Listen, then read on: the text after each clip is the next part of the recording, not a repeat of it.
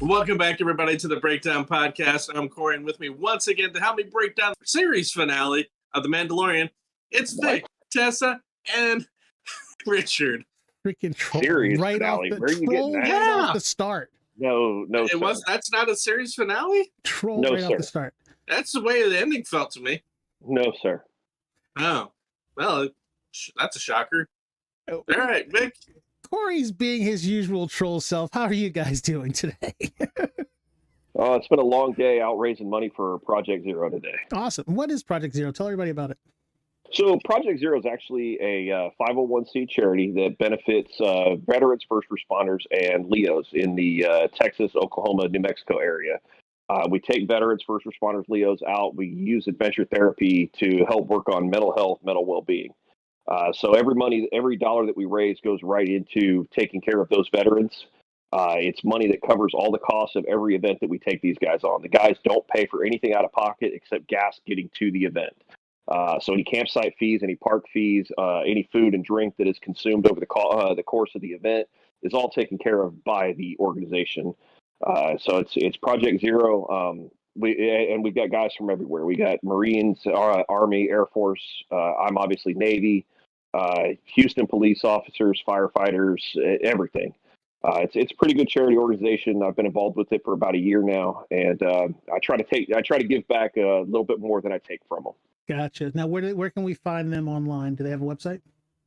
Yeah, I'll get you that later, so that you have the exact address to drop. It'll be down below, right through this area. Yeah, somewhere. I want to say it's Project Zero .org or something, but every time I type it in wrong, and I end up having to go fix it. But I can get you the exact. We'll make sure it gets put up for you. But we are on Instagram. They're on Facebook. So that's them. Awesome. Tessa, judging, how are you? I'm good now. I'm great. For those of you listening and not watching, Tessa has a gigantic cup of slushy with a giant red towel wrapped around it, and she is smiling like a kid with a Kool-Aid popsicle. So we know how Corey is. So let's get into chapter 24, the final episode of this season 3 of The Mandalorian. It is called The Return. Bo-Katan and the reconnaissance squad are running from Moff Gideon's Beskar troopers and trying to get some distance between them. And as they are running, they start using those choke points that I said they should have been using last week to kind of funnel the Beskar troopers into preset bombs and everything else to try to thin out that group so they can make an escape. But what we don't see is Grogu is not with them. And unlike I thought last week, Din Djarin never made it to the interrogation chamber. Yep. And didn't I make the prediction that helmet would never come off? I think I did. I don't remember. Yeah. No, I'm pretty sure you actually did the opposite.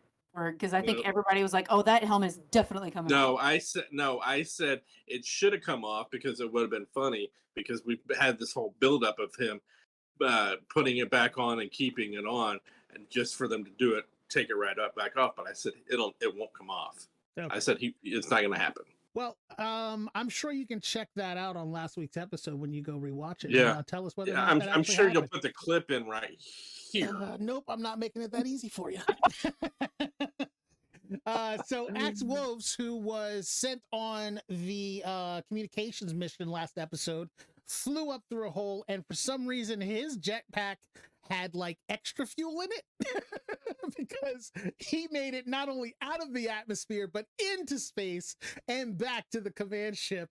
But as he was traveling and he was getting information from Bo-Katan from the planet's surface, he lost communication in the ion field, which now tells you that it is a true ion field that's keeping them from communicating. However, Gideon obviously has some way of penetrating that field and getting his communications out.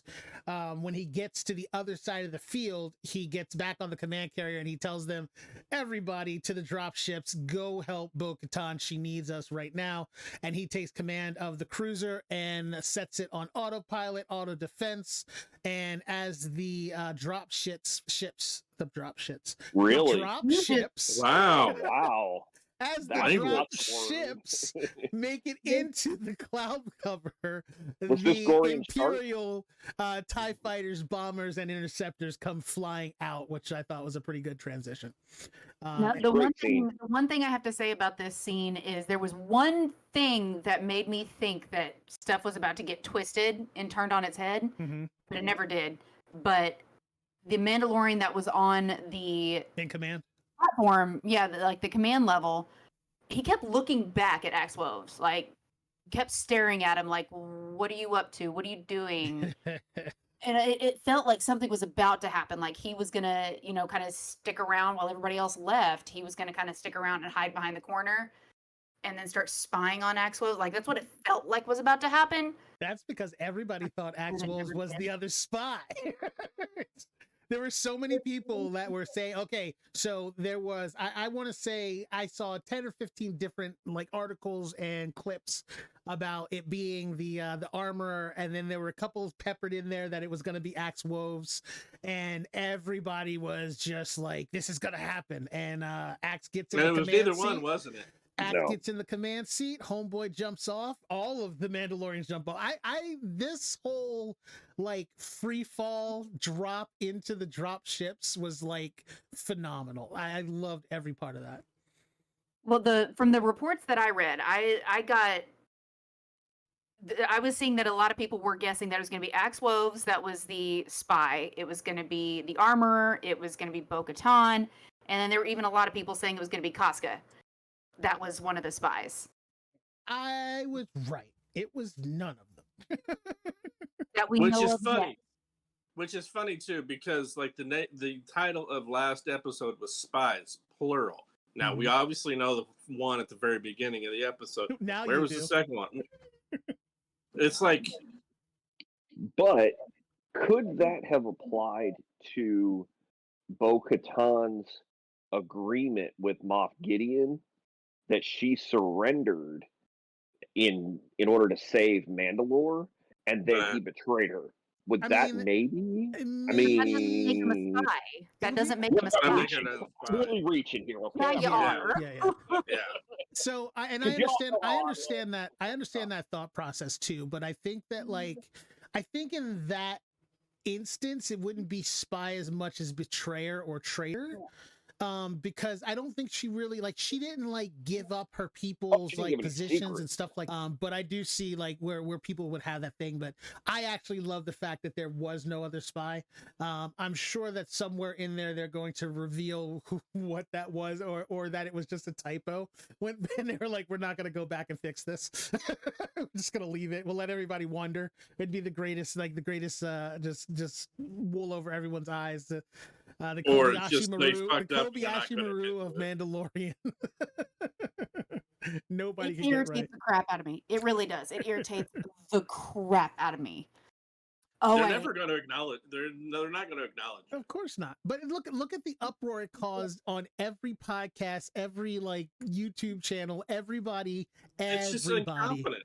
It's just incompetency. Is all it is. It's not because you can't call it incompetency. You spend. Hold on. What it was.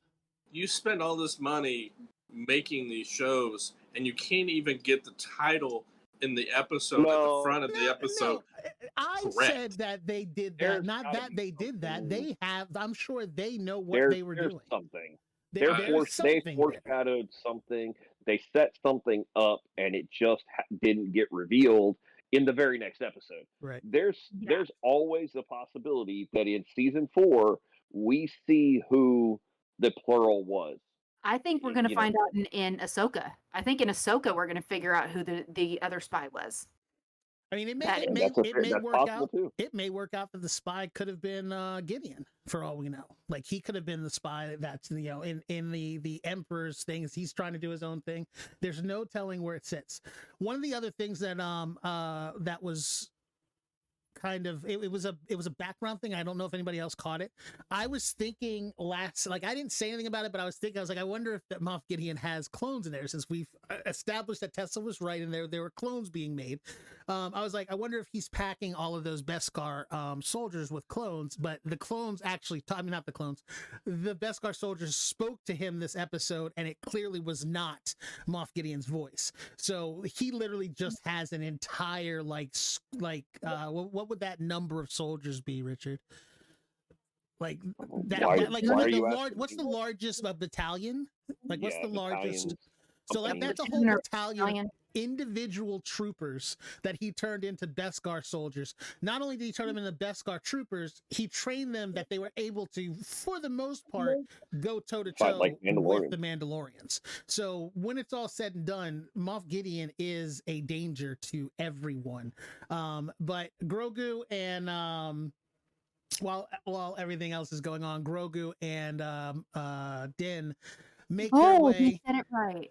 Make their way into the shield chamber, the shield walkway, the hallway, as it were, since they decided to do a hallway fight scene along the Marvel superheroes creations, and it was a pretty badass scene. He calls in R5, who they may want to make R5 a little bit of a hero. Like, they were like, you know what, we're gonna make R5 a thing. So he calls in R5, and he apparently came down on the ships as well. He uses his thrusters that we found out that the astromechs have, that we didn't know they had until episode 1. He flies down and Ooh, more like 3. Was it 3? I don't know. I'm just throwing it out there. He flies down and he's like, I need you to slice into the system and tell me where his control center is, because that's probably where he's at. I need to get there. And he goes, and while you're at it, turn off all these damn shields, but only turn them off one by one. So that he only had to fight 2 of the Beskar troopers. And it was like a progression fight from a video game. Like, he goes through the first guy and he's like hand-to-hand combat. All right, open the second door. He slides in. He starts fighting with the guy. Guy's got a vibro blade, and he's like takes out that dude, and his partner kicks him off the edge because there's never any railings, and everyone must die into the pit.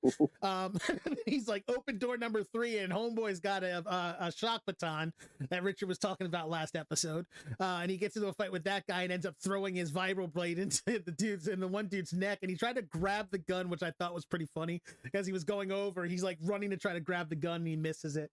And then what was it after that? It was the vibro, the baton, and the shield, right?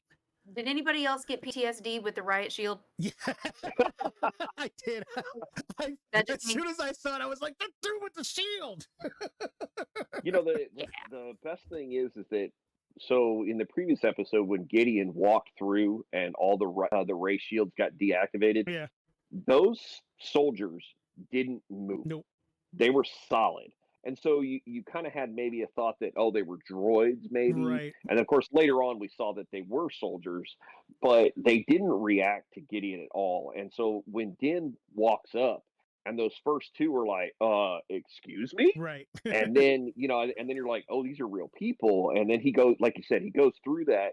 And then again, it goes back to the episode 1, the fight with the ray shields and Obi-Wan trying to work his way down. And like every time the ray shields open and Obi-Wan was able to get a little bit further, and only in this case, like you said, that video game, it's like you got to beat stage 1 to move to stage 2. And so he just kept getting that progressively stronger boss until he got to the ultimate boss, So it was kind of neat watching that progression go. And as Tess says, said once before, it was that throwback to episode 1 with the progressive ray shields. Yeah. I'm just glad I'm not the only person that definitely got the video game vibe from that immediately, because he leveled up each chamber. He leveled up weapons. Right. He got to grab a weapon from the boss he defeated. Yep. Mm-hmm. Yep. Until he got through. As he gets through the craziness, they end up in the antechamber, which contains like 12 cylinders worth of clones. And when Grogu inspects it, he realizes that it's Moff Gideon inside of there. And that one clone opens his eyes and scares Grogu. We give him like a little jump scare, which I thought was kind of a interesting little push. And it wasn't just Grogu that got the jump scare. I was gonna ask, but I didn't think I needed to.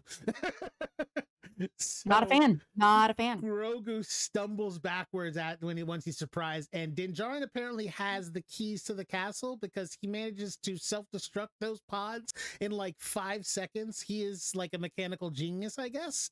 But See, I'm this is what bothers me thinking- because every time we talk to Din, he's just like, R5, do this. Right. Like, somebody else hacked it. Like, he makes himself out to be basically computer, not illiterate, but just, the grandma that hasn't had a computer and has to have grandson teach her how to use it kind Right. of thing. How do I send this email? Yeah, Do I have like, to talk that's into the the whole mouse? vibe. That's a whole vibe we've always gotten from him. right. And now all of a sudden he's able to ace hack a life support system. Not hack, Yep, that's- slice. Oh. But And my the, thing and the, still here. and the that's thing what about they it is call how hacking. he, It's how Star he Wars, it's called always slicing. says, he always says never trust a droid, and yet here he put his essentially life in R5's hand. Right, exactly. And of course, R5 had the comedic scene of this episode with all the little mouse droids. But You he know, didn't, and he didn't as say Vic always says, there's always a mouse droid. he in an didn't Imperial- say never he didn't say never trust a droid. He said never trust a pirate, which we can go back and talk about Vic's favorite character. No, we do not need to go back and talk about him ever. I don't even know who you're talking about. I already ordered you a shirt. Bunch of little mouse droids, and then he scared off the one, and then he came back with like 5 more. Yeah, and I'm then like, at the okay. end of that scene, one of them got booped off the ledge. It's Backed like off the not only are we booping our soldiers and Imperial whatever's falling off ledges, apparently now mouse droids are falling off Right. too. No situational awareness. I wonder if that was meant to happen or if it was an accident. So here's the and they kicker. just, like, leave it in. After the second watch, I thought that he had booped him in there, but No. what happened was when he took off, when he went airborne, they spread out to get away from him, and that Right. one just went over the edge. He Yeah, literally he just just no backed up. situational awareness. 2 of them went over the Did edge. they? If you I watch only it saw again, I was only 2 paying I only attention to saw one. one. on their own, no They force scattered. applied, on their own, just go over the edge. But I gotta give credit to Screen Rant because I was watching their follow up with this video, and it cracked me up because he did this whole bit about there's a long history of unnecessary imperial deaths due to lack of railing. And he starts playing with arms wide open over this whole montage. I started cracking up. It was hilarious. Well, not only that, but okay, so you are in an Imperial base. You have mouse droids, which are basically janitors, by the way. Like a mouse Yeah. droid's job is to clean up the base, and then they give it a security. Question. Yes, How do they clean anything? because They're have like- they're droids. They're like Roombas. Yeah, they're like they're- Roombas. They're little Roombas. So they fill up pretty fast then. Well, they also It's not like there's a Starbucks They're coffee small. cup on the floor, dude. it drives up and picks it up. If there's a smudge on the floor, it goes through. But the thing with it Cleans is up the scuff marks on the floor. exactly from all the stormtrooper boots. But I'm Yeah. like, okay, so you got zapped by a droid that shouldn't be there. You ran off and got more of your buddies to come and attack the droid that shouldn't be there, rather than reporting it to a stormtrooper who can actually come and do something to get Well, rid it of probably the droid. thought the police lights on top of it were going to alert people. I mean, it doesn't. They're droids. They are tied into the system. They should have said that alarm going off, even if it was just their little sirens going off, should have alerted the base that the droid was there. But either way, it was a comical However, scene. However, to be To be fair, fair, probably all yeah, that's security militarized personnel knew. have already been pulled. true. They were like, already They were like, involved. we have no reinforcements. You guys go Yeah. deal with it. Like because I mean, Moff Gideon already said, I'm running out of resources. I need Right. new ships and new fighters and all this kind of stuff. So he Well, he already knew that they were in there in the first place. So just Yeah. alerting somebody isn't going to surprise him. And he's not going to be like, However, oh, there's somebody here? stopping that droid from doing whatever it was doing to help them would have slowed Din down and probably stopped him. Well, and it Yeah. did. So while he was dealing with those mouse droids, you'll Yeah. remember he kept yelling at Art. He's like, "Open the last door! Open Right. the last Open door! the Open the door!" last door!" I mean, he had to yell at him a number of times because he was dealing with those mouse droids R5's before like, he was able to "Back off, open the buddy. last I'm door. doing something right now." You're not the only one trying to fight your way through here. I got these little mouse droids all Yorkies at over my me. feet. I'm trying These to. little Yorkies. You call them Yeah. Yorkies? Chihuahuas. They're imperial chihuahuas. I have these digital ankle biters bothering me. Exactly. So Shout out to my old dog. he Oh, destroys the vats of Moff Gideon's clones, and as they enter into the main chamber, into his control chamber, he's like, "How could you do that? I've been working so hard to make them into force sensitive clones of myself to make a better Mandalorian and a better Mandalore by getting rid of all of you guys, and you just mess everything up. I figured out my password because it was 1, 2, 3, 4." I'm still mad about that whole thing. I'm sorry, but like, don't use your own name. Moff Gideon's the best as your password because somebody's gonna get in there. And sure enough, Din just ended his whole. I guess he pulled a Thor where he made his password strongest Avenger. Right. So are you just gonna gloss over the fact that he said that he was making them force sensitive? I just said it. He did. He said that. No, I know, but you just kind of glossed Because I over haven't finished. that line. No, I'm still. Oh, okay, go ahead. We're working on it. Okay. Go ahead. So we figure out obviously that Gideon was using Dr. Persian. Pershing. I just keep thinking Persian cat. I have to keep thinking that because I can never remember his name from the top. But he was using Dr. Pershing to obviously facilitate his extraction of the midichlorians from Grogu to put into his clones. And as they bettered the science, quote unquote, he was able to create he was able to create an actual clone of himself that didn't look like an exploded hot dog in a microwave, like last season when they showed them in the tanks on Navarro 7. And he's not happy. In this part we can talk about, anybody who hasn't played the video games of Force Unleashed or anything like that, how they were trying to do Force clones of Starkiller, and Starkiller was a character before it was Starkiller base. Corey. Back up. I knew that. Oh. I played that game. I mean, you did. that was the whole storyline with that game, is they were trying to do clones that were force sensitive with Starkiller's powers, and it didn't work. It just, like, they were too mentally unstable, and then go into the whole comic book addressing them doing a dark side clone of one of the Jedis, and he went mad. Yeah, he went mad. Well, and that he was mad, period. But true. Yeah, so he's like, I'm gonna make you pay for what you've done. He dons his Mandalorian helmet, and he goes after Din, and that battle I was just like, all right. So I was starting to get upset because my ears were not tuning in on the whirring and gurring that was going on in that suit. That is not a Mandalorian armor. It is a Mandalorian power armor made out of Beskar alloy, which adds a whole nother possible situation to what's going on there. And he manages to just basically wipe the floor with Din because he's outclassed, not because of Gideon's battle prowess, which I'm pretty sure he doesn't have any. I mean, he's a bureaucrat. But when you add power armor to the situation, all of a sudden anybody can become a badass. And what that made me think of, what that made me think of was, number one, I'm irritated because you're just gonna throw in automated armor and we're like not even gonna address it. No like lead in, no explanation, no nothing. It just all of a sudden, bam, there. That's my first issue.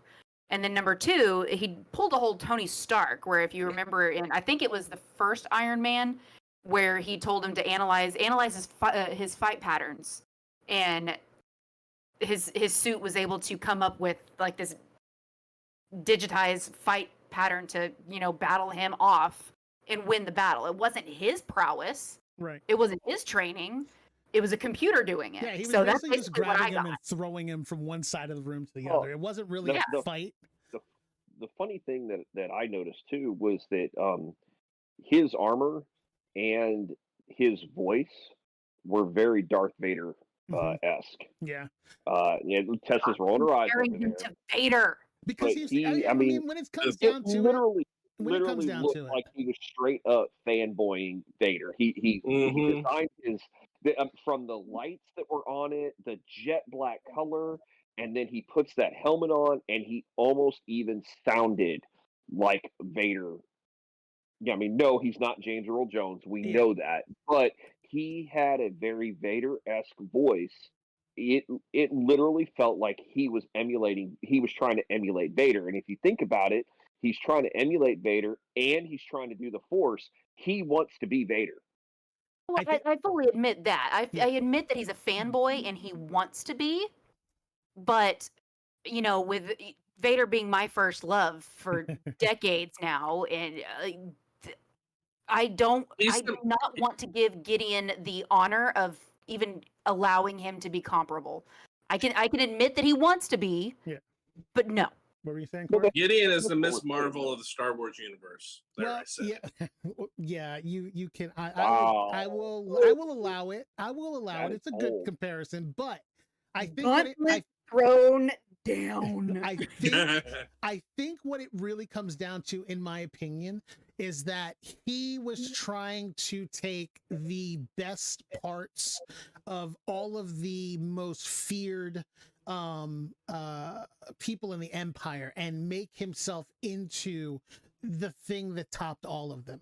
You know, he gave himself a little bit of that Maul look. He made himself look and sound kind of like Vader because he knows everyone is afraid of Vader. Like, he was modeling himself, I think, even after Grand Moff Tarkin a little bit in his statesmanship. The way he spoke to all of the other Shadow Council was very Tarkin-esque.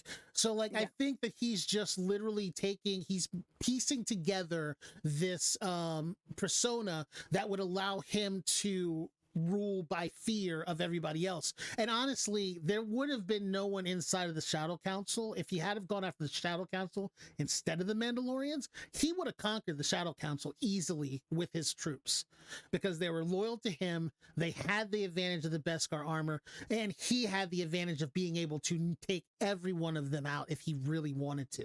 So but he wouldn't do that because they are the only, Hux, they're the only ones with the information about Thrawn.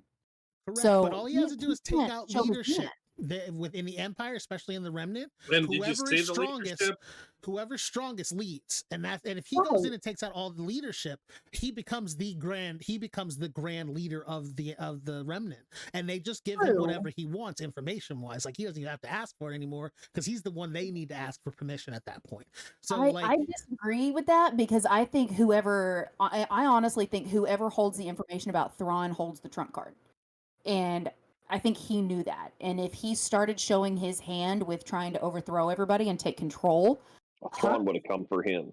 Well, no. I think Hux and whoever actually had information about Thrawn would have gone into hiding and immediately gone to Thrawn. And Thrawn would have had that This is that true. unbelievable I think prowess that his species has. Gideon would have taken them out first. Well, I'm just thinking like the unbelievable prowess that his species has. That it's the Chiss. Thank you. That species is well known throughout the galaxy for having unbelievable intellect with strategy, military organization, all that kind of stuff. He knew that if he showed his hand, Hux would have run to Thrawn, and Thrawn would have wiped the floor with him. It wouldn't have been Hux. But see, here's the kicker. Hux would have been his first target. Hux is in the Palpatine Returns camp. Okay. Yeah. What's his name? I can't remember his name off the top of my head. Hux's boss. I can't remember Hux's boss. But it's not Hux's boss. He's a whole nother guy. Yeah, he was a different commander or whatever. They made it sound like they were working together. No. So that's the kicker. So each of these groups in the Remnant, they're each their own general leader of their group of the Remnant. They're working together to try to rebuild the Empire, but individually they're each doing their own thing. That was my comment about the whole science fair. So he's working on Project Necromancer. That's the project he's doing for Palpatine. He's with Palpatine.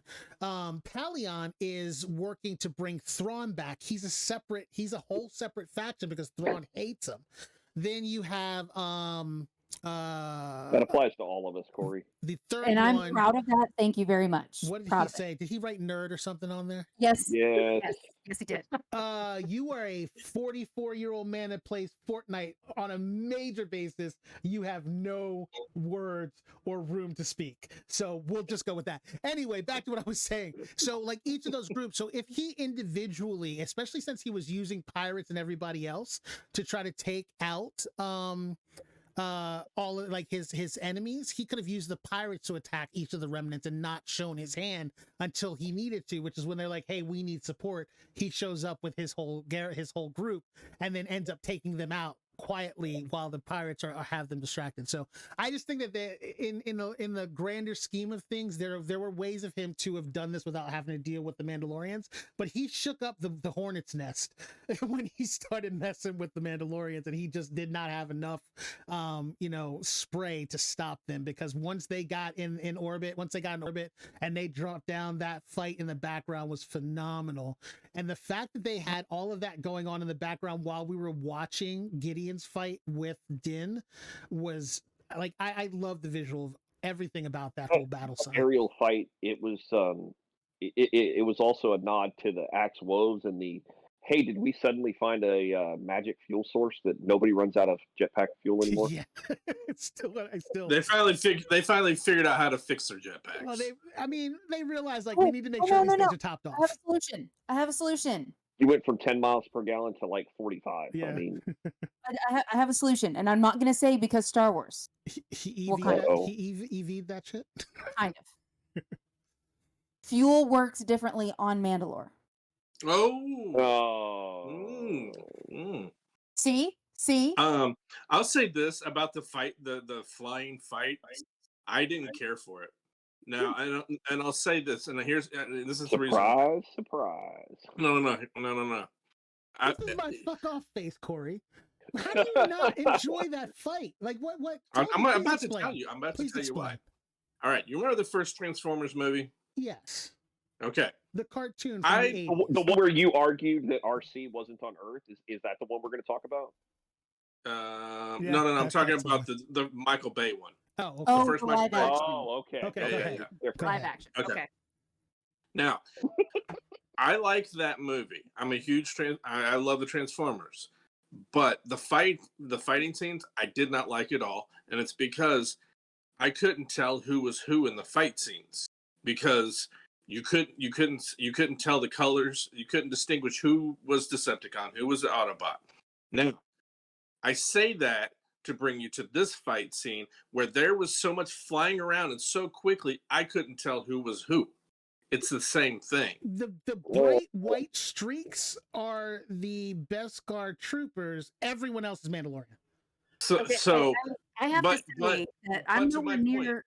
I'm nowhere near a Transformer fan that you are, but even I knew who was who in the Transformer movie. Go ahead, Corey. No, I'm talking about the fight scenes. They were different. Hold on, I need him to finish this thought. Hold on. Okay. I need to finish this thought. That's a valid point, because that was actually a complaint for a long time, that most of the Bayformers in their robot form literally just look like balls of aluminum foil. Right. Yeah. Exactly. That's been a valid complaint ever since Bayformers came out. Go ahead, Corey. Now, Vic, you just said those white streaks were the Beskar troops. That's my point. You're looking at white streaks fighting. I don't see how that's enjoyable. I think if you would have slowed them down enough to where we can actually see them fighting, whether they're using a lot of that, whether they're using the jetpacks to hover and fight and beat each other, but for the most part, they're just flying by the screen so quickly. I can't see what's going on, and to me, it was just a mess. One moment. Did you watch the same episode I watched? Because literally what you just explained, they did. So what I'm talking about is when Gideon and them are fighting, if you you're watching their fight, if you look in the background, you can see the battles between. That's fine. I'm talking about the close-up. That's what I'm talking about. Now, when you get to the close-up, when they actually got to Bo-Katan or the Armorer or Casca fighting, they did slow it down. Like, you saw them fight. You saw her stab him with the Darksaber. You saw her blast the dude 3 times and then one dude behind him. You saw her mollywop dude with the hammer. Like, you saw those individual fights. at regular fight speed, not the blurred background speed of like everything else going on in the background.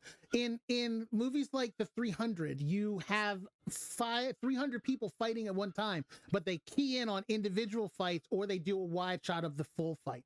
The wide shot of the full fight was in the background of Moff Gideon's fight with Din, and then the close-ups were the individual fights from the people that we needed to see fighting.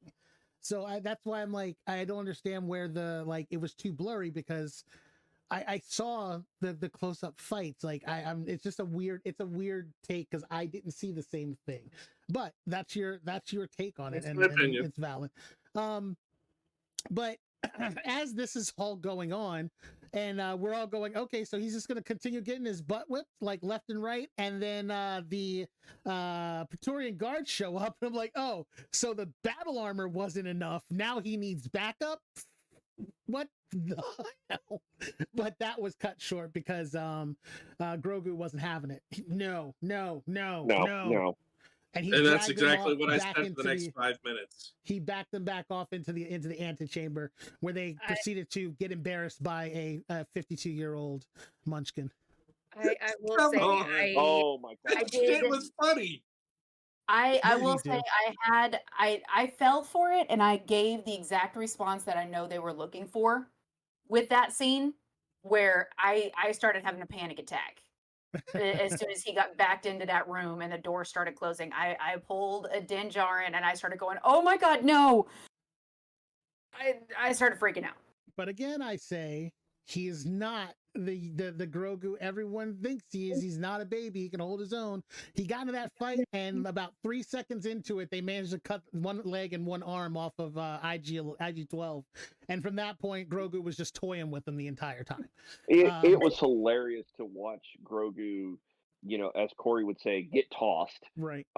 In the little rafters, and then he's like running, and he's got those little legs, and he's like, you got these supreme fighters sitting there swatting, like they're trying to swat a fly down. He was actually Yeah. out of range. That was the point. You know, and he wasn't really doing anything except playing, you know, keep away. Yeah, you know, it was a game of tag for him. He was just like, hey, I'm just going to run around and you can't catch me, until they cut off that little piece and he fell to the ground. And that extremely heavy pipe that landed on him. Over.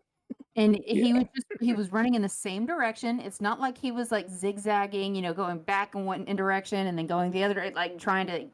No, it was one ring around the rosy pattern. So I'm like, Praetorian guards can't figure out that pattern and lead their target. Fucking dumb, man. Okay, but I mean, it goes to solidify my original feel about the whole mech suit thing. I wasn't a fan of it from like the second it was brought in. I'm like, no, his carrier was way better. Honestly, I felt like that mech suit hindered him more than anything. Which this if he had been in that, all he'd have to do, he could have backed up into the room like he did, and then just raise himself up 20 feet in the air and just look down on him. They're not going to be able to touch him because he's too high in the air. First of all, let's talk about the fact that he got into a physical hand-to-hand fight with the troopers when he saved Din. He cut Din loose. He then proceeded to actually try to assist him, and he did get a couple hits in, because a couple hits on the Praetorian before they cut him down. So, like, he wouldn't have been able to do any of that in his pod. None of it. But he would have had the force to be able to like force choke him or like. Yeah, he could have just force pushed him. This is true. However, because he had the IG unit, he was able to physically get into a confrontation, and they saw him as a threat because of that IG unit. So he plays Ring Around the Rosie with them for a while, keep away, while Din is still fighting with Moff Gideon, and then Bo-Katan flies in, and I don't know why the knee slide thing was so prevalent in this entire fight. Oh, it was amazing. It was crazy. Like, it was just knee fighting the entire time, and they were sliding in, sliding out. It was good. I just apparently like, where did it all of a sudden come from? Like, they weren't doing that a lot in other battles. It just became a thing in this one episode, and I hope they continue to do it. Apparently, Katie Sackhoff knew that her character was going to do that and wanted to do it instead of the stunt person. So that's actually her doing it, and she had to do it like 50 times. Yeah, I shared the Instagram post with you guys. It ripped up her costume doing it.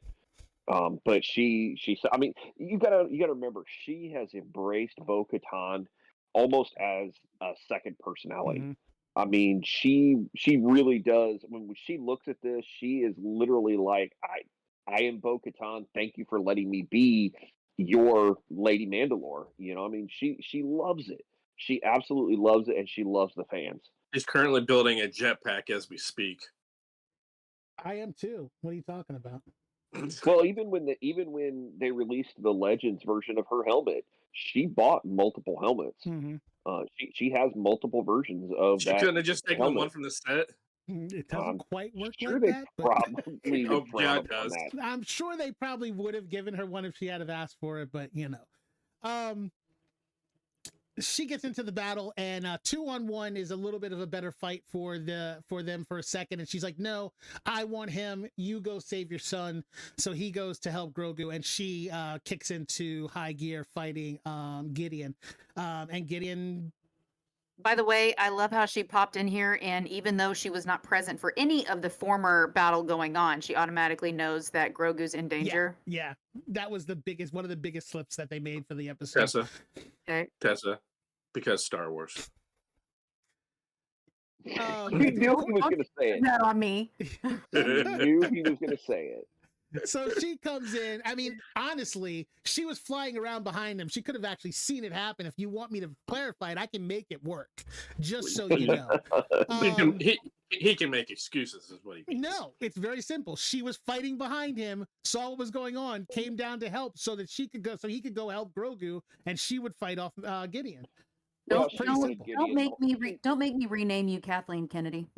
She always wanted Gideon, so that her versus Gideon was always going to come to a head. That was destined. That's what she was going. She was heading down to face him, obviously. And he's like, "Give me that sword, and I'll give you a warrior's death." I'm like, dude, the only way she's giving you that sword if it's through your gut. That's the only way she's gonna give it to you, or if you pry it from her cold dead hands, which didn't quite happen that way, but. Yeah, didn't need to happen. After he beat the crap out of her, he dang sure did break down the dark saber. Well, this is another confirmation. If you didn't catch it until now, it's another confirmation of the enhancements in the suit, because that's not an easy task. That's not something you should be able to do. But he literally crumpled that saber blade as if you or I were crumpling an aluminum Coke can. Yeah, because that was made out of Beskar, so it should not have been able to have been crumpled. Yes, it was, but his suit is also made out of Beskar alloy. No, that's what I'm saying. I'm just saying it proves how strong he was. And I think it's a combination of the mechanically enhanced. Yeah, the enhancement, and I think that whatever he's done because that armor he has was pretty damn strong. Like, they were giving it everything they could, and it wasn't putting a scratch or a dent in it. So whatever he did to enhance the Beskar to make it an alloy was probably the added factor to allow him to just break that thing down the way he did. So with I'm not saying you're wrong about the suit. I'm not arguing that fact. But when I saw that happen, I'm like, how? Now, if they would have just at least put a line in there explaining the suit, of him just bragging about the suit, that would have been better than what they put on screen. It was last episode, though. No. That was my initial complaint that I made. That was my complaint that I made, like 5-10 minutes ago, that I was like, all of a sudden he's got a mechanized suit and we don't have any kind of backstory about it. I'm not talking about the suit part. I'm not talking about the mechanized part. I'm talking about the fact that he was bragging about how he made a better armor, and that this was the Mark II. It's better than the old armor, and it's stronger than he was was bragging about his ability to create this stronger armor. It was implied that all his troopers had that, not him. Right, but in all honesty, suit, though, like, he's not going to give. But in all honesty, in all honesty, and in all fairness, we didn't know that this was a mechanically enhanced suit until the fight where it started with Din, and like you said, you started hearing the gears and the powering and everything, and then when he crushes the saber hilt, you're just like, oh my god, that is extremely OP. Powerful, right? But he was bragging about. It would have made sense in the last episode when he was saying this is the Mark II, like I've enhanced this. It would have made sense if when he was moving his arms around and walking, taking steps, we would have heard that same mechanical whir, Mhm. like right when he was talking about making it better, but we didn't hear that. Yeah. And now Or- it's just there. But when we get to the theory part, I'll explain why I think that. Or even if he had, or like Corey is saying, as villains are, want to do with the monologue, and Gideon is a monologuer if he is anything. Yeah. The fact that he didn't talk himself up and how I did this to make the suit blah blah blah is kind of almost out of character. So I got to Right, side with sure. Corey on that. Mhm. Thank you. Um, We do have that on recording that Richard's actually agreeing with me on something. he's agreed with you before. I know that's a joke, Vic. It's a joke. Yeah, I your still jokes won't are play hitting. Fortnite. So Din and Grogu are fighting the three Praetorian guards, and they end up tag teaming them as as Din is fighting and taking them on. Grogu is making sure that they're not taking advantage of the triple team. He's standing back. He's using the Force to stop them, to push them, to stall them, to like everything he can to assist Din in taking them out. And eventually, through the Force and Din's fighting prowess, they do finally take them out and defeat them. In which they then return to the main battle with Moff Gideon as things are going haywire above and below the I completely forgot about this one part that was just out of place and out of nowhere for me. Before the reinforcements showed up, they took off. They ran for it. They're like, we're not going to be able to take these guys right now. So the recon force flew off with the Mad Max style Mandalorians, and they went to their hidden grotto where they found out that not only have they been surviving, but there are these little caches of reborn Mandalore under the surface in these caves and grottos all over the planet, where the planet is actually rebirthing itself. It's thriving, and they're actually able to create farms and sustainable food sources and things of that nature. So because everyone thought Mandalore was dead, Mandalore was like, well, I guess I'll take the time to just start regrowing and sprouting. Old original plants that they thought were dead and dormant have been kicked back up and they are now growing. And while they were doing that and realizing that they can sustain themselves there, that's when the backup showed up, and that's when they flew back and the battle began, and now we're back to where we were. Anyway, I gotta catch it all. They get into the fight with Gideon, Din, Grogu. They're just slipping and sliding, ducking and dodging, dipping and diving, and they finally get the upper hand on him. They manage to bat him away, and as that happened, the freaking cruiser is just making a kamikaze nosedive straight for the breach point where the base is located, and Axe is like, all right, I'm coming in hot, see you boys later. He blasts out the window and jumps for it. I was like, this is phenomenal, because that thing is going to kill everybody. Which I appreciated this scene Everyone's because going to die. well, I mean, I appreciated this because, I mean, if you go back to the original trilogy, it's very common knowledge that George Lucas used World War II dogfighting styles as his inspiration for the battles between the starfighters. Costumes, everything.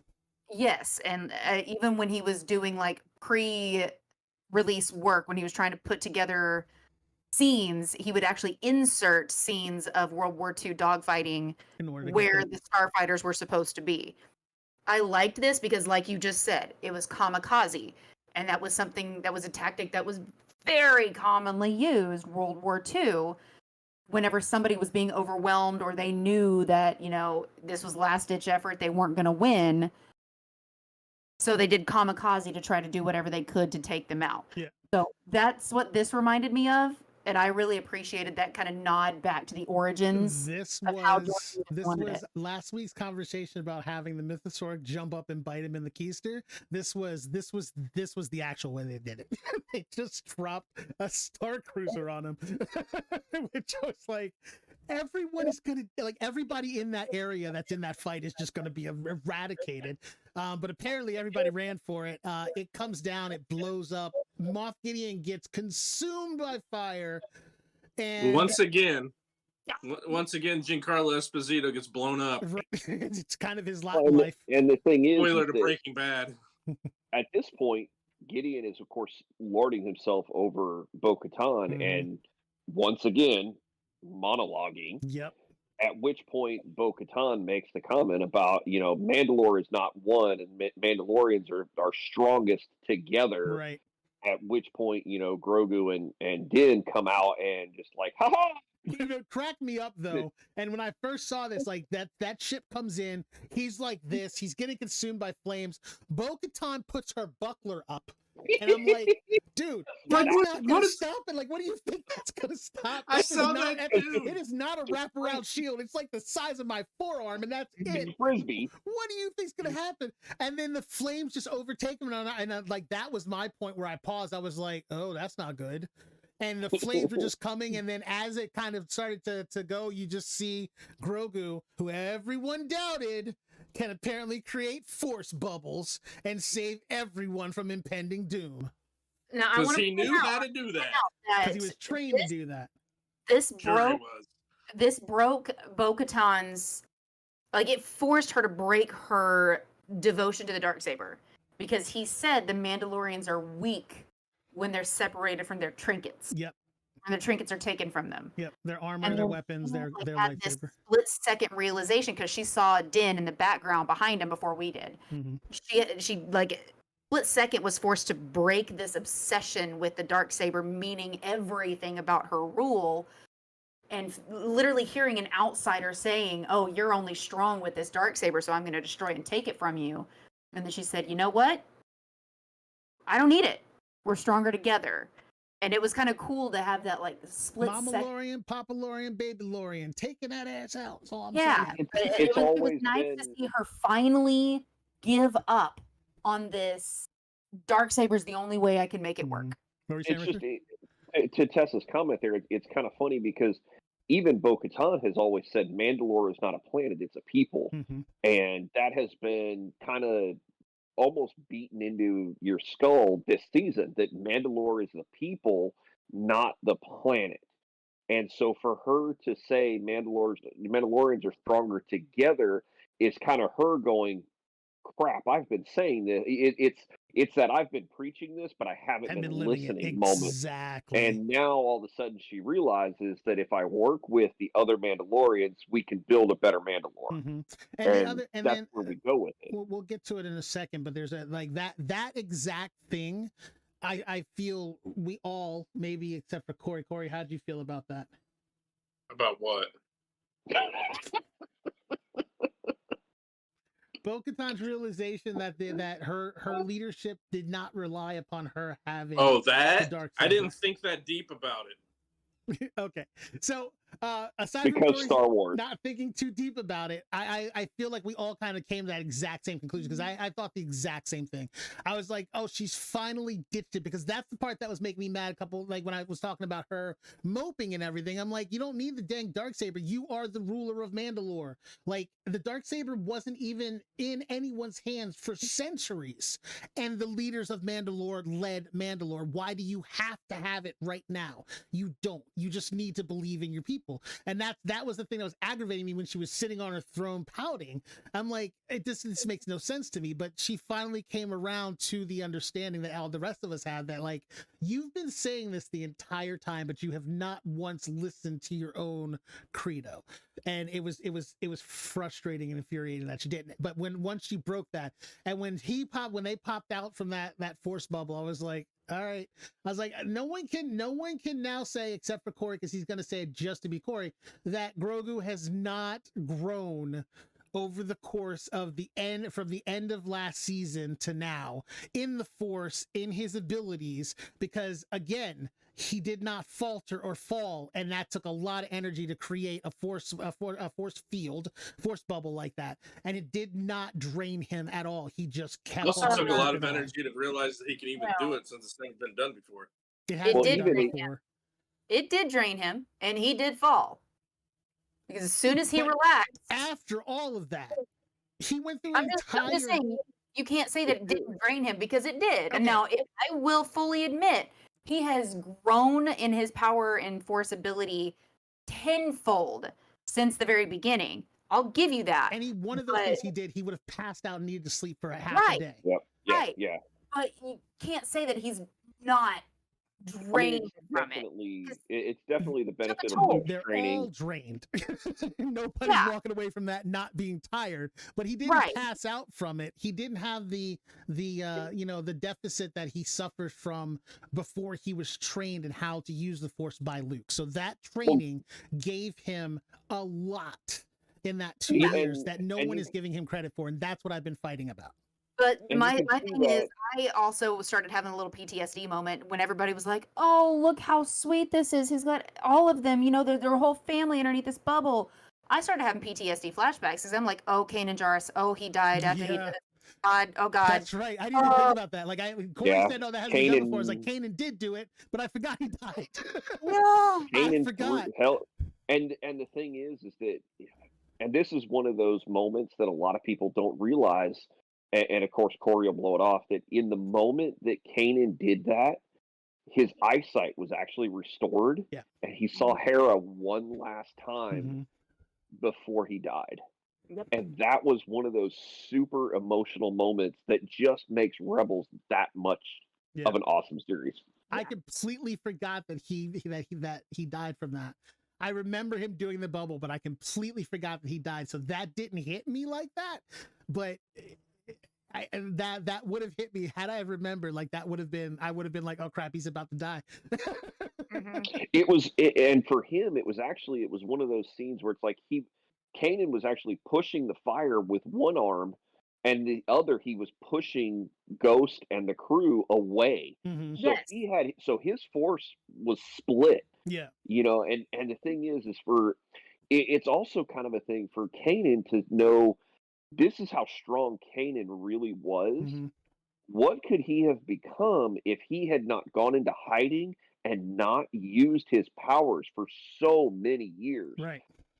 But- He had the potential to be, and we saw this in all of his vision quests, his conversation, and another his show. fight with the Temple Guard, that he had the potential to be a very, very strong Jedi. Yeah. But But he it and has then, the of same course, potential that Grogu is showing now. Yeah, and and then, of that course, was my we know this fear. in- That was my we- fear that he was going to hold that bubble and then he was going to pick Bo and Din up and force them away behind that blast door. Right. That was where I started freaking out because I thought that's what was about to happen. Hmm. He was going to pick them up and put them behind that blast door and shut the blast door, and then he was going to, sacrifice himself. That's where I started getting so freaked out. No, nervous. we got 2 more seasons of Grogu. Yeah. Yeah. So Moff Gideon, as far as we know and as far as we've seen, is disintegrated. He's been consumed by fire, but I'm not believing it considering that freaking mech suit was ridiculous. At worst he's a baked potato inside of a tinfoil shell, but we'll see where that plays Hey, out. Hey, he gets to live up to what Darth Vader was. He was all burned up inside a suit. At So, minimum. Stop comparing him to Vader. well, I mean, we already said that he was, copying things. Now he gets to copy the burnt look of him. So No, I after the have battle- a thought. after the But battle is- honestly, hold on, just Good. to stay on that for a minute. I don't think he's dead because we had all those clones. I think that may have been a clone. No, stop it, The stop it, original. Stop Hold it. on, Stop it. hold on. We're not to the theory part yet. Stop it. we'll get into theory time Oh, right after we're okay, done with fine. the overall. Okay, Fine. so Don't pout, Corey. we got 2 more scenes to go, buddy. You can make it. So after the battle is done, they reset the living waters of Mandalore with all of the banners and everything for all the houses that were there, and are aligned to back to Mandalore. Of course, the Mythrasaur banner is flying overhead, and Ragnar is taking his oath.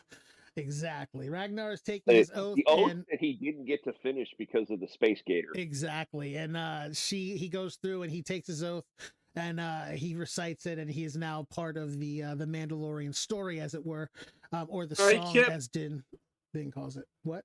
I kept waiting for them to go, oh yeah, by the way, your dad's dead. Yeah. He knows. Trust me, he knows. That's one of the reasons why everyone is so enamored with that kid. I was actually like, please don't take another step. Don't take one more step forward. Armorer, There's worse than the Space Gator in that hole. But so Din walks in with Grogu in hand, and he's like, I want him to be part of the song as well. And she's like, he can't, because he can't take the oath. And he's like, I understand that, but he's my ward, and I want him. His parents can offer him to take the oath. And she's like, yeah, but I'm pretty sure we don't know who or where or if his parents are even still alive.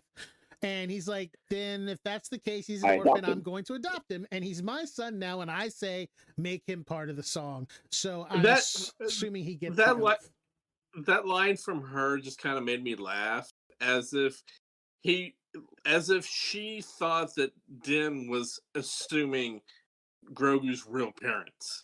Like, oh, if I don't think she was playing. I think she knew exactly where Den was going. Yeah. She just had to make him say it. Yeah, she was playing. She was playing along to get him to commit, because they have to like, a Mandalorian has to commit to taking on a youngling. Words have meaning in Mandalore, and if he doesn't actually say that he is committing to this, then she's not going to let him do it. So she was baiting him into saying the words so that she could give him permission in order to do that. And that's what he did. He assumed parenthood of Grogu, so he is now officially his father by Mandalorian rights. I don't know how space adoption works, but I'm going to say that's it. He is Mr. Drummond. Which is funny, because apparently all that was needed to make it official was the armor just saying, "This is the way." Omni, you're done. What'd you say? There was no paperwork he had to sign. It had so, no. No. Hold on, Richard. What did you just say? Omni Domni, it's done. Oh, okay. Stop crossing people in Star Wars world. It's weird. But I have heard him say that before, but I never caught what it was. I've seen him do that before. I just never caught what he actually said with it. That's what just got me. He's done it in a lot of settings, especially like face-to-face settings that I've been with him in, and I'm like, stop crossing me. It's weird. The funny thing is, though, is that we now realize that Din is actually the family name in this case, because she dubs him, going, our Sir Knight Grogu is now Sir Din Grogu. Right. So with some of these other clans or families, the family name comes after the first name. So shouldn't his name technically have been Grogu Jaren? That's what I thought too, and I think so. It's This, like I Japanese, thought where it was their gonna be names that are too, flipped in English. but this Yeah, is I thought it was going to be that too, but apparently it's like per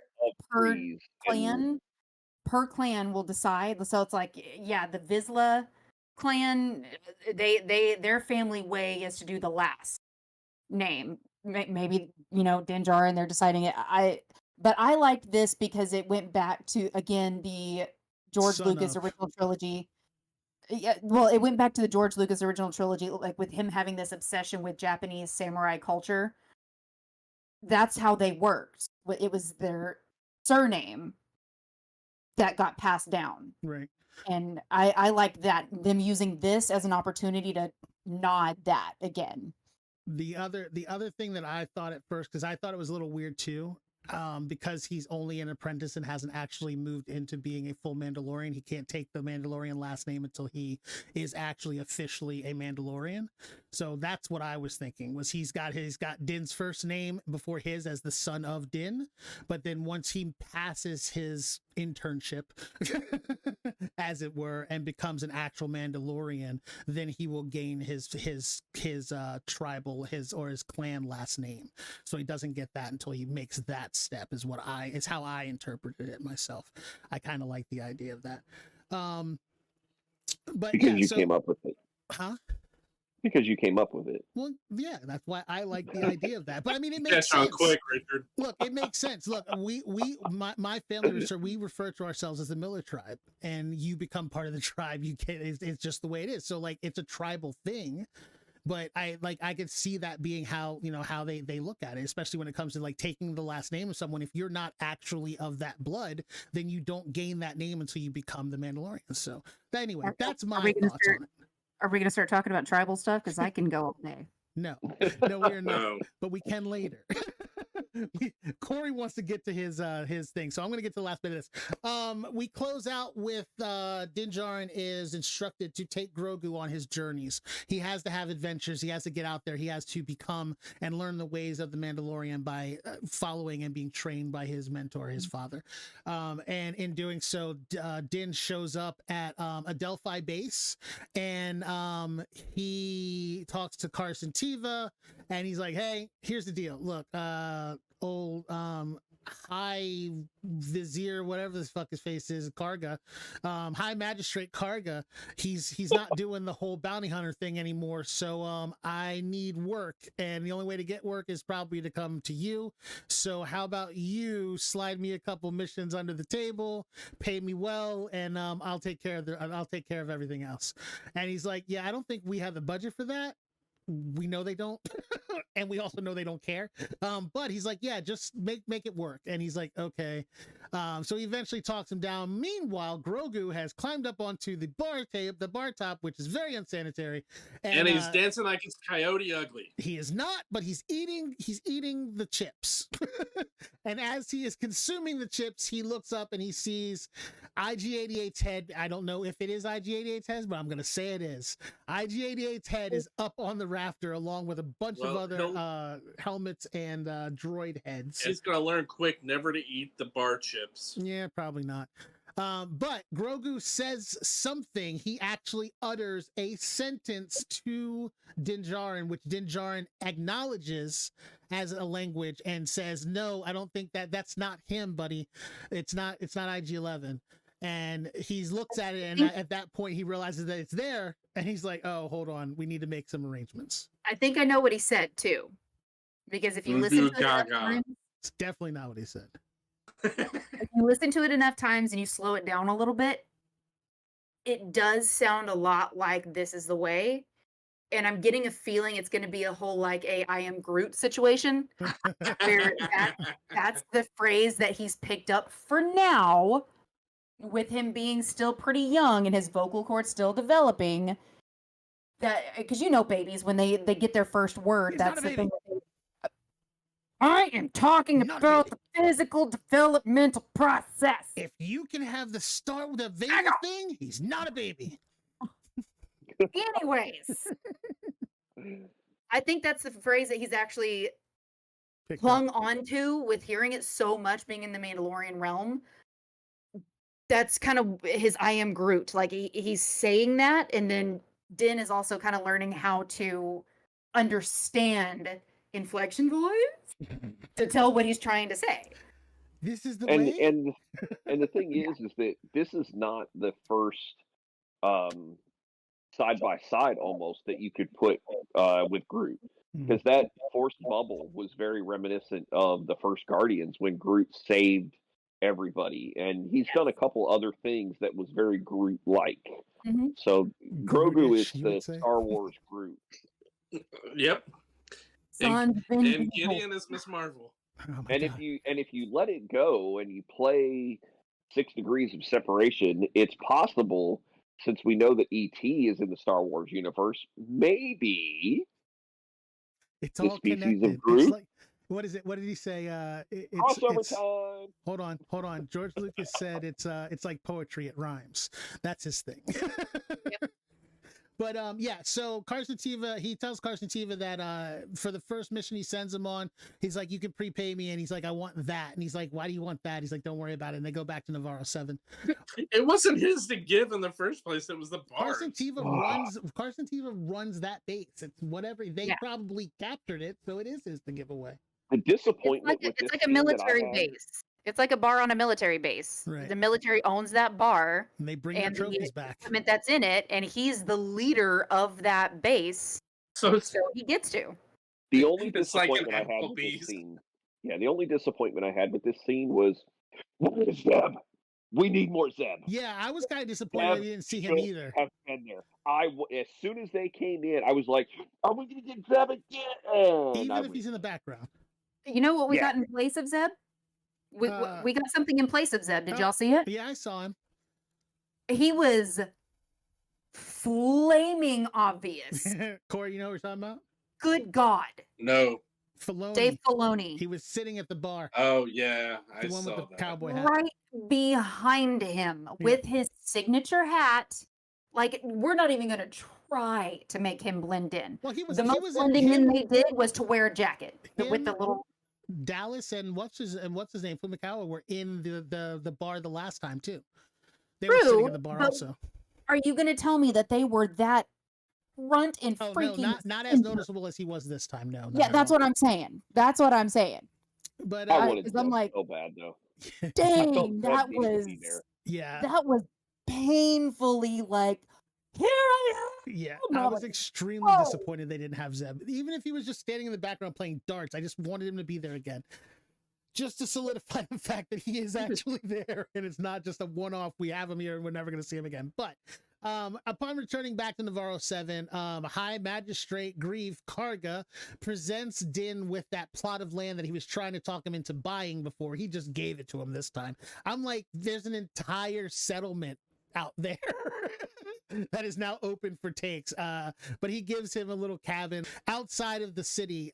He's got a little cabin now, and him and Grogu go there to kind of chill. That's how the episode ends. Like he sits down, he relaxes, takes a load off. Grogu's about to eat a frog out of the pond. That he's playing his food again. You did forget one scene, but we'll get to that. But I wanted to say that yeah, this is why I felt like the ending of this episode was the end of the show. Because you basically, yes, you've set up that they're going to have future, adventure. We get that, but you could literally end the series right now because of the way it ended, and then especially with them going to the focus with the circle, and then boop, done. That's a literal ending right there. That's why I say, and that's exactly why I say this could have been a series finale. And you don't know that there's going to be another season. We already know that they're going to do Asuka. They're going to do that other show too. Ahsoka, whatever. Thank you. Yeah, wrestling on the head apparently. But you know what I mean. But they've got those other shows going on, so it's going to be a while before they even get back to this in the first place. We'll get to that in 1 second. I did forget one other thing that nobody reminded me of. Corey just did. No, he didn't. What? The other scene with the other Mandalorians. The resurgence of Mandalore. Yeah. That's one of them, but that wasn't the one I was talking about. Okay.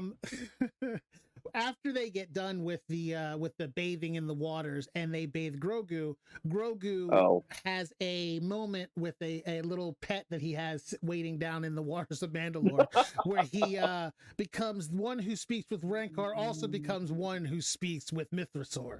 We already said his business card is going to start growing. Exactly. So he adds that to his resume because not only did he do it, the Mythosaur completely woke up and took notice that he was being communicated the with. Contract from Lord of the Rings that he's running with. He's like, hey, I've got the contract, and it's trailing behind him.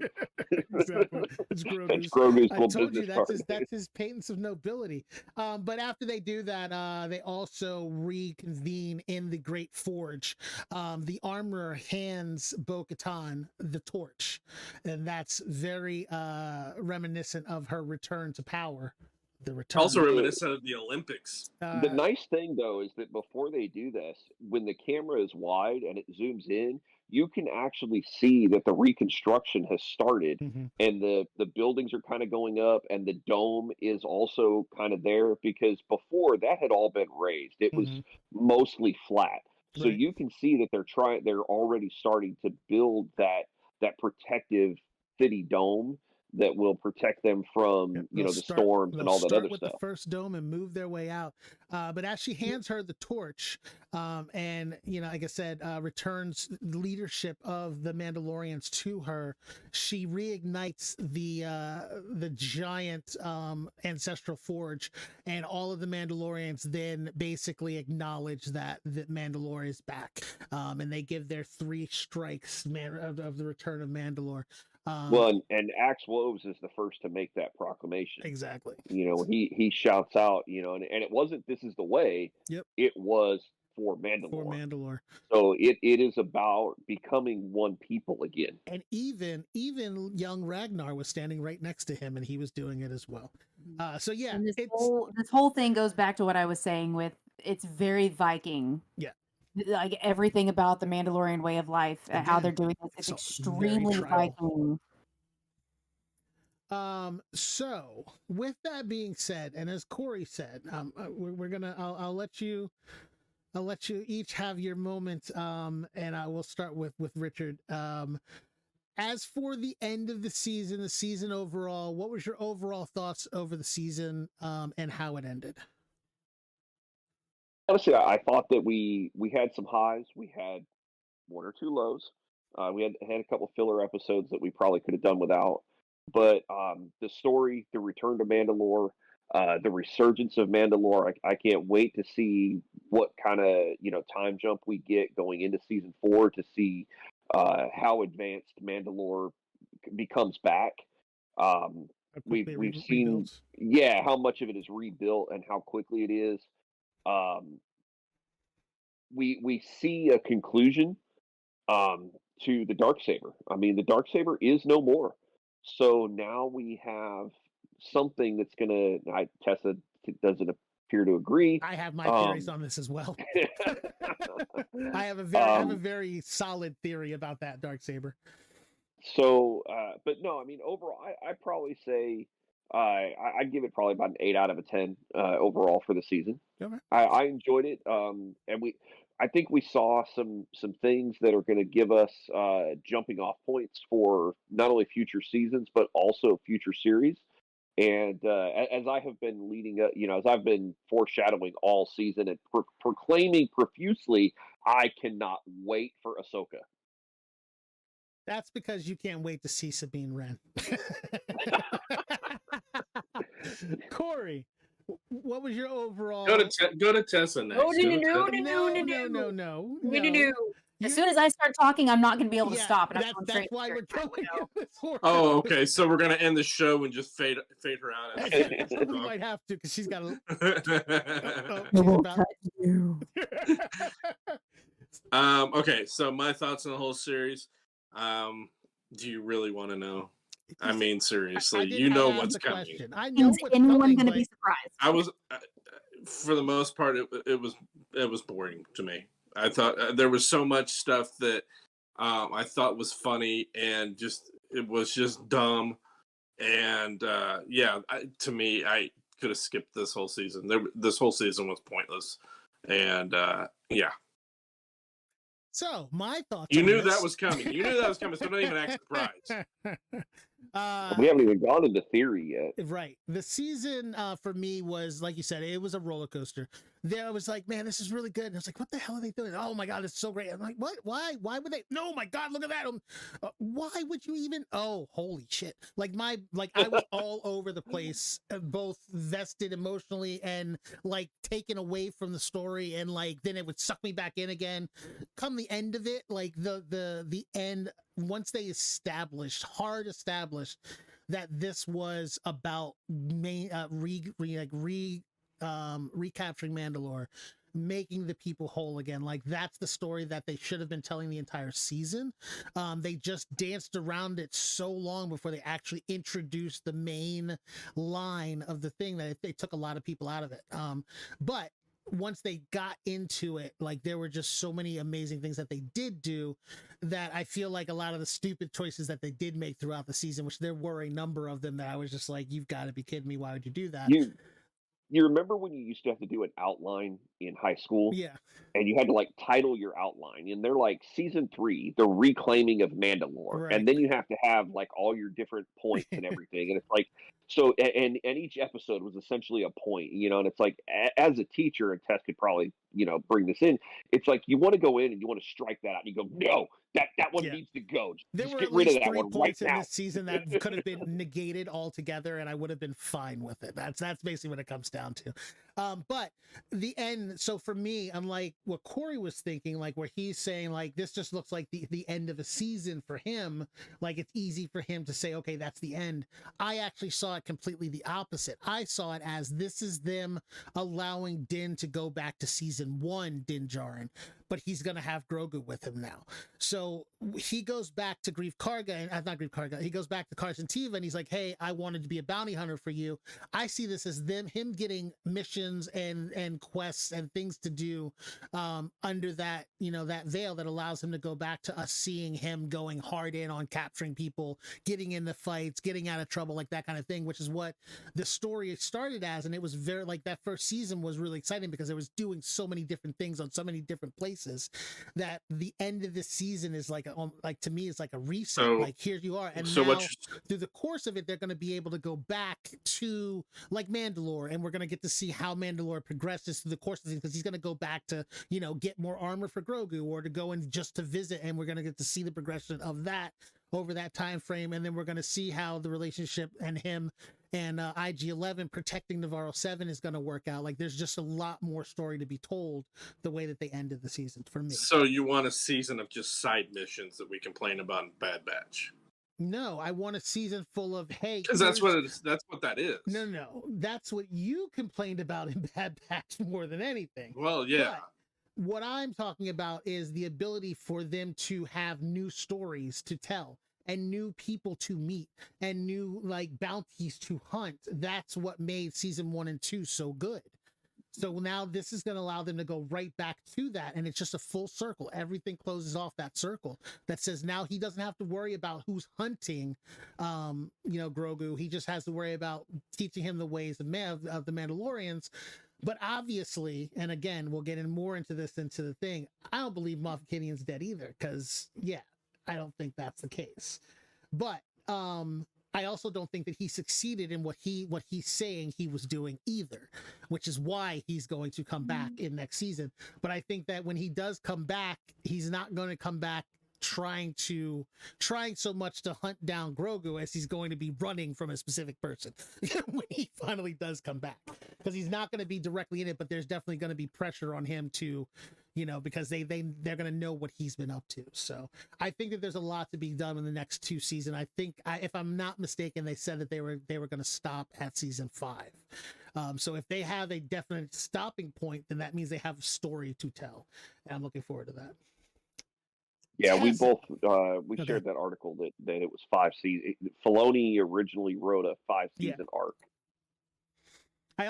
The other thing is I also think that this is a way for them to use the Rangers stories, because I think that the Rangers that Cara Dune was supposed to do was going to be stories about her like hunting down people and doing stuff. So if they've had to kill that, it gives them more stories to work on as far as bounties and things of that nature too, if they've already had that written and wanted to do something with it. Tessa, Or they could just make Take a a character job now. show. take a deep breath. All right. So Put her on a clock. season as a whole, I think it was good. We had some astronomical high points that were just absolutely really, really cool. But there were way too many useless points that were a complete waste of time and didn't need to be there. As for the finale, the battle scenes were amazing, but I am very not happy with how series finale it felt. Mhm. Even though we know we're still getting more, so that's the only reason where it's just like, no, not series finale. We know we're getting more. But it just made it feel so series finale, and I did not like that. It's irritating the crap out of me that we don't know who the other spy is. That's bothering me. Oh, hold on. Before you go on, isn't that how Jedi rounded out too, with the whole closed iris? Yeah, no, I'm not talking about the visual. No, I understand, but I'm just bringing this up real quick. Like that closed Yeah. iris situation is also how George Lucas tend to end stories. Yeah, So yeah, that was is an a homage nod, to it that. was definitely a nod to that, but there Yeah. were obviously, unfortunately, more stories that were told after that. So I think that could also give a feeling of this ain't over. Go ahead, sorry. Right. But I would have. I mean, again, like I said, it irritates crap out of me. We still don't know who the other spy is. That bothers me so bad. But I really would have appreciated this episode a lot more if after we went and visited Din and Grogu at their little base that they have now on Navarro, if we would have had maybe even like an after credit scene or just like a scene right after that would have given us such a tangible teaser. Like, just give me a cliffhanger that's going to sit there and like, oh God, I can't wait. Because right now, there's not something that's making me chomp at the bit for the next season right now. Like, and that irritates me. But going to Moff Gideon, first thing you need to notice is Moff Gideon in the first place, mustache, very scruffy. People shave. Mm-mm. Not in 20 minutes, they don't. What? When you're Not in the Star middle of Wars an attack. universe either. Yeah. Not in 20 minutes and not in the middle of an attack. But as soon as we get to the Moff Gideon that Din Djarin and Bo-Katan face off with, no mustache, very clean shaven. And if you notice, he gets visibly emotional and upset when he sees that the other clones have been destroyed. Like almost father-like upset. Moff Gideon that we know would not have been that upset about it. Like, of course, he would have been pissed because his resources got wasted. He wouldn't have been emotional about it. Like the that clone was. the clone that the eyes open didn't have a mustache either. Exactly. And so what I think I think it was his first successful clone without trying to use force powers yet. Like, it was his first successful clone before he tried to add force user abilities to it. So I think that was kind of like his baby, like his stand aside that he had just kind of waiting there. And then the clones that were in the tank were his first use of that successful clone, but now we're going to add the force ability and the midi-chlorians to it. So he was upset. So I think what happened is the real Moff Gideon took off. He's going back to Thrawn right now, but left his clone here to battle everybody and to die in the battle so that everybody will think he's dead and he's gone. I think he even wants the remnants of the Empire, the Shadow Council, to think that he is dead and gone, so that they'll start moving on and he's able to work really undercover to start taking over stuff. Now, with the Darksaber, I don't think it's done. Because we've already seen in the trailer for Ahsoka, we're going to see Hu Yang, the droid that has The Jedi been... droid. Yeah, the Jedi Did you say droid. Wu-Tang? Hu Wang. Wu-Tang? No, No. Corey. Not Hu Wu Yang. Tang. Hu Wang. Oh, God. No, so we know from the animated series, Corey, that he has been a part of the Jedi Order for thousands of generations, teaching Jedi how to piece together their own lightsabers. He taught Yoda how to do it. He taught Mace Windu how to do it. He's been around for thousands of generations doing this thing.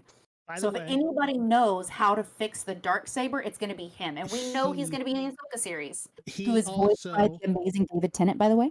one of his things is that he memorizes the schematics of every single lightsaber that's been built. Yes. So part of his thing is that if the lightsaber is ever destroyed, he can rebuild it for the master that loses it. Yes. So he has the schematics for Yoda's lightsaber.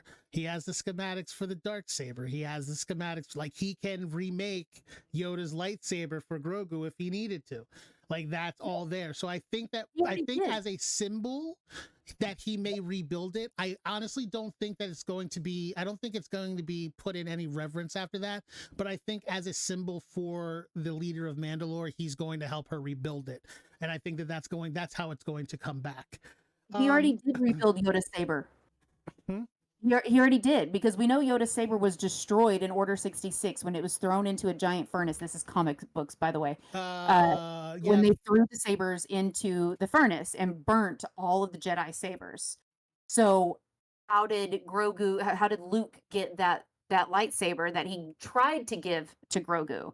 Oh, I know the Nope, answer. nope. That's Don't not Star the Wars. answer. Star Wars. Don't. I have a question for you about your Moff Gideon. theory. Yes. When did you see Moff Gideon with the mustache last? When he was basically arrested at In the end of season season 2. 2 years No. ago. No. Even when he's talking to the Shadow Council, he's very scruffy. He doesn't Oh have a yeah, I mustache, forgot. Yeah, though. he has been in this. He doesn't I'm have a not sure if he has mustache. or not.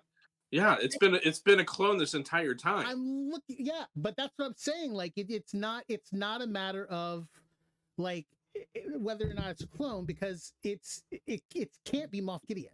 Like, that's what I'm saying. Like, we have not seen the actual Moff Gideon for 2 years. So the idea that this may be him is not completely out of context. It could possibly be him. They want everyone to think that this is a clone, and I don't believe it is. I believe that this was the actual Moff Gideon that was there. However, See, hold on. I just thought of something too, Vic. You know how you hate in DC Comics, you hate the Lazarus Pit because anybody can just be brought back to life. yes. Okay, this clone thing is the same thing. It's like you know, all you can do is say, "Hey, oh nope, that was a clone. I'm sorry, that was a No, clone." but they destroyed it. We're bringing this character back. We haven't seen a clone that thing. worked besides Snoke, and the way they're trying to make But this did he? work. Huh? See, I didn't want to say this yet, but Gideon is Snoke. No. The original Gideon? Oh, hold on. A- That's a whole a- different a- species. We don't know that. We don't know enough about Snoke to know. All we know is that he was part of it. So Palpatine said Snoke was like a failed clone or whatever, Yeah. failed experiment. Is it not possible that Gideon, a failed clone with Force powers, could become Snoke? I'm not buying into that at all. Here's the reasons why I can't believe that that's the thing. I mean, Is this? I wouldn't be the least bit surprised. Let me say this. The I'm just throwing, Snoke clones were part of. balls against the wall here. I feel like they were part of Project Necromancer. Those were the failed clones that he was talking about. The fact that they couldn't get it right. That's what I believe Snoke was like, the best of the worst possible versions of that clone that they were trying to make for Palpatine.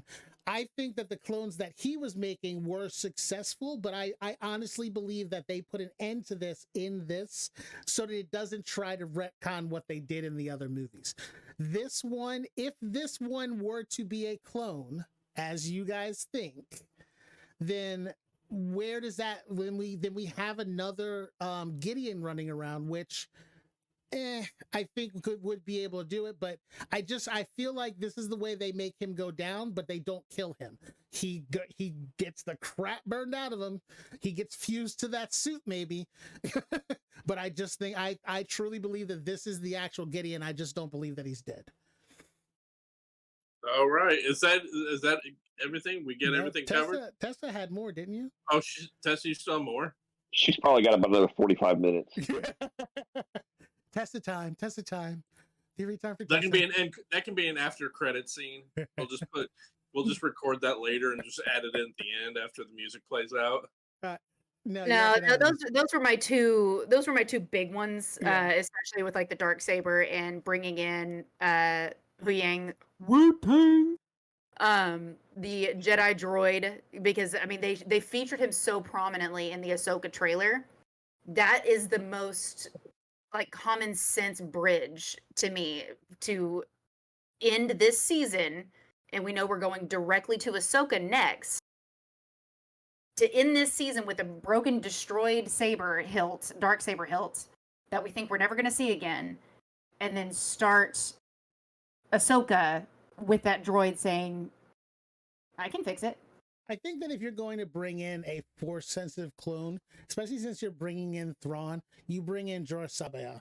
and just let him be the clone that becomes the pain in the ass for everybody during the whole run of Thrawn's story into his movies, from this show going into the movies and everything. You introduce Sabayoth in there, and that allows you to have that clone that everyone wants to have been created in order for them to justify the continuance of the creation of Snoke.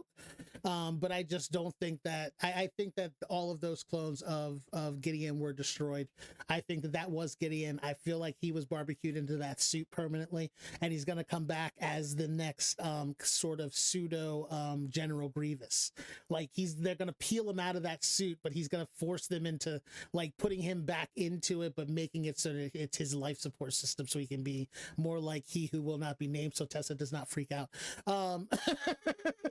But then allows him to come back and be a thorn in the side of everybody in the Mandalorian, so they can maintain their bad guy and not have to have him move off into all of the other shows. So that's I my agree. Well, I with you think about they've got to Jorah have. Sabayoth, because Jorah Sabayoth was, I mean, quite literally a thorn in everybody's side. That literally he was. So what better way to use him in the show is to make him a thorn in everybody's side? It would be very appropriate to his original material. But I think this is continuing that whole thing about how time after time after time, every single time somebody has tried to do a Force sensitive clone, even in stuff that's no longer canon anymore, no one has ever made a Force sensitive clone that has been able to be true to their original material and not go mentally unstable and just go mad. That's the point. Richard, Yeah. what were you gonna say? I wasn't saying He anything. was I singing. thought you were. I He was thought I singing. heard something. I wanted to He acknowledge was it. singing. All right, Corey. All right. Here's your final sign off for the season of The So- Mandalorian. One final question here: Oh, Are we reconvening in 5 months? No. Or Corey. Three- Corey doesn't want to. Corey might take this one off. This In- was in the season. August. This was the series finale. Remember? Oh, Shut oh, up. that's right. I In forgot the season August. finale. We do In want to thank you for August, watching are and we for listening. reconvening for Ahsoka? Yeah, Corey. That's what I was trying to Are you get at. gonna In watch 5 Ahsoka? months. I guess so. Okay. I gotta have a show to do. There's nothing else on TV to watch to talk about, so I guess so. We do want to thank you for watching and for listening. On behalf of Richard, Tessa, and Vic, we'll talk to you next time. We'll see you at Ahsoka. See ya. Series finale. I knew he was gonna start something.